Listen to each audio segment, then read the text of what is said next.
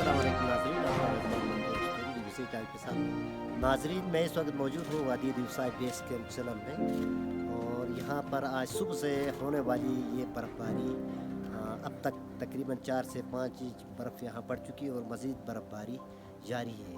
आज दिन भर होने वाली बर्फबारी से लोग घरों में महसूर होकर रह गए हैं, माल मोशी जानवर समेत। यहाँ पर ज़्यादातर जो इन्हसार है माल मोशी पर है और माल मोशियों को ज़रूरत के मुताबिक दिन में 2 से 3 बार घास और चारा दिया जाता है। बर्फबारी के बाद लोगों के मुश्किलात में इजाफा हो गया, राब्ता सड़कें बंद हो गई और दूसरी तरफ बर्फबारी से वादी के पहाड़ों ने सफ़ेद चादर ओढ़ ली, जिससे सियाहों को दावत नज़ारा दे रही है। दूसरी तरफ बर्फबारी से सर्दी की जो शिद्दत है उसमें इजाफा हो गया, लोग घरों में महसूर हो गए।